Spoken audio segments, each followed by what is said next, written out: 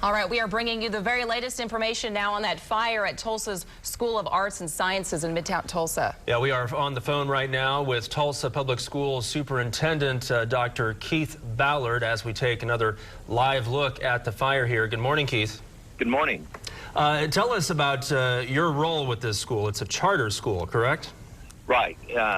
Tulsa School of Arts and Sciences, the superintendent is Eric Doss. It's one of 3 schools that we sponsor. So a charter school basically functions on its own, but we have a compact with the 3 charter schools that we sponsor. We take our relationship with those charter schools very seriously. We do assist them in facilities, and in fact, all 3 of the charter schools that we sponsor actually utilize Tulsa Public School facilities. So we do own the facility. We have a relationship with the people at TPS. All right, Dr. Ballard. Well, of course, what all parents want to know this morning as they see these live images is school today. You know, what does this mean for the 9th through 12th graders that attend that school? I can't speak for Superintendent Doss, and I'm sure that he is communicating with his parents. Having been a superintendent for a long time and been through these kinds of situations, I would speculate that Superintendent Doss, and I have had conversation with him this morning, is telling students they need to stay home today. This facility obviously cannot be utilized. There is, no reason for them to get to that site. But I'm sure that Superintendent Doss has, communicated that. He and I have agreed to meet as soon as we can this morning. Right now, of course, we're deeply concerned, as always, when a situation like this arises, about safety. So we don't want to do anything to interfere with any of the emergency personnel who are on the scene.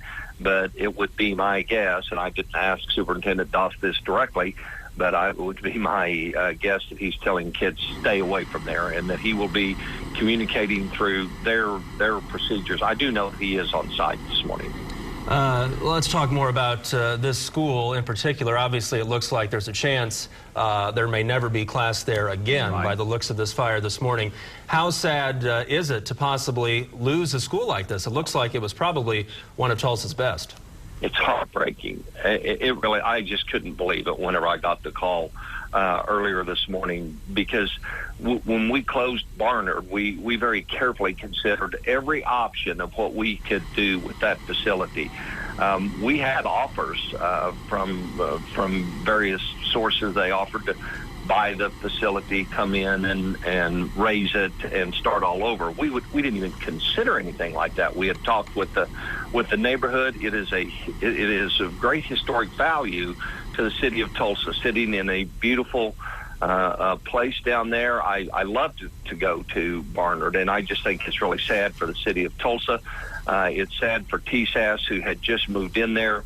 We were making absolutely great use of that facility in our relationship with TPS, and it's just a sad day for Tulsa for this to happen. Definitely. All right, Dr. Keith Ballard, thank you so much for joining us this morning. Sure. We really appreciate it. And again, that is the fire at 17th and Lewis, the Tulsa School of Arts and Sciences, and we do know that 8 firefighters were transported by IMSA. And we'll go back live to Dan Perlman before the end of the show as well to get the latest.